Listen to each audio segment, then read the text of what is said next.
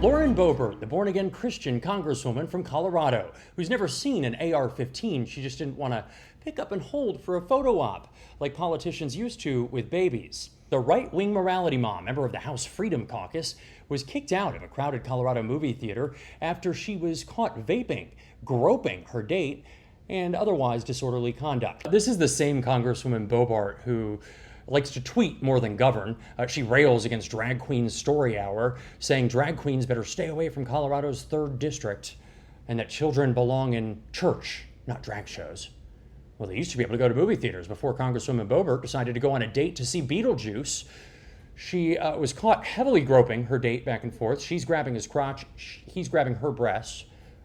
This is a packed weekend show, evening show, with kids and families in front of the children that she claims to want to protect so badly.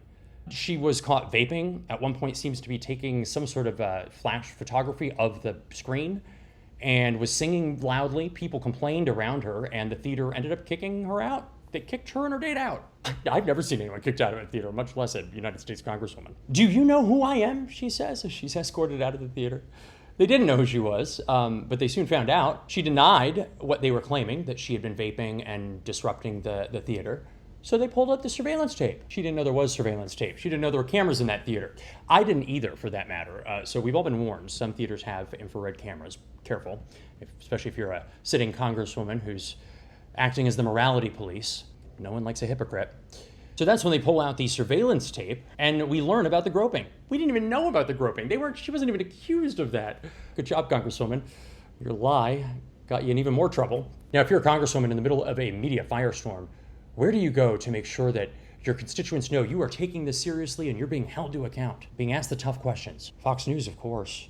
Fair and balanced. A Saturday night, no less, the lowest rated night of the week. That was not by accident.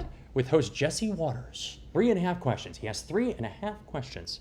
Before he asked those questions, he had the audacity to air this video from AOC from her social media account, questioning the double standard between media coverage about Democrats, her specifically, and Boebert. I can't go out to lunch, and it's wall-to-wall Fox News coverage. You have a member of Congress engaging in sexually lewd acts in a public theater, and they got nothing to say.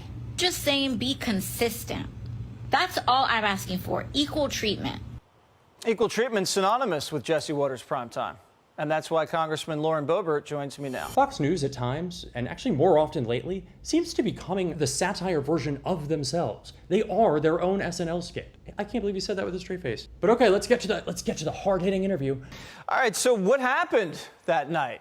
What happened is I messed up. Believe it or not, I'm human too. Now to question number 2. And I'm gonna give him credit for the second question because it's what we all want to know and it was direct and to the point. What happened? You just had a little too much to drink? No, Jesse, not at all. I was very excited about the actual musical. Huge fan of Beetlejuice. Oh, Jesse. Nope, we could have used about 7 follow-up questions there. Even just a, really? You're telling me you were completely sober? Or I know pot's legal there, you know, if you weren't drinking, where you maybe had you taken a gummy? Because then the next question I would ask is, if this is you sober with clarity of mind, that raises a whole new set of questions for the constituents in Colorado. Should they be concerned about your ability to practice sound judgment when you are apparently sober and have clarity of thought? But we did not get that. This is where the half question comes in. Yet to see the ending. So you were so enthralled by Beetlejuice, you got carried away. A little bit. She then goes into a diatribe about government shutdown, doing the business of the people. She's in Washington doing the people's work. That, I mean, extra delusionally righteous to use your apology for groping in a movie theater to show your constituents that you are hard at work while the other Congress people are slacking and aren't even in D.C. That's why I'm still in Washington, D.C. right now, while some other members of Congress have returned home to their districts for the weekend. The other members of Congress didn't get to go play handsy with a date at Beetlejuice last weekend, Lauren Boebert. So why don't we just call this one even, okay? My goodness. So 4th question here. One more opportunity to really hit it home, really show you're trying to hold her accountable. I don't want to pry or anything like that. Who's the guy? You guys still friends? So we have peacefully parted ways. All future dates have been canceled with him and everyone else. Jesse Waters goes on to tie a bow on it and say, oh, you seem contrite in your answers and all is forgiven, basically, on behalf of the viewers in Fox News. I feel like you've had a tough week. So, what are we going to do? We all make mistakes. Lauren, thank you so much for joining us. Have a great weekend and behave yourself. I'm sure AOC would have been treated Thanks, exactly Jesse. the same.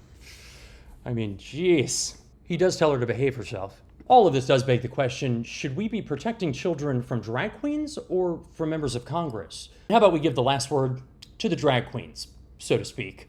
LGBTQ publications had a field day reporting on this, as you can imagine. This one framed the story as anti-pornography U.S. representative gives live sex performance at children's theater show, when the literal news is filthier than the books Moms for Liberty wants to ban. Well played.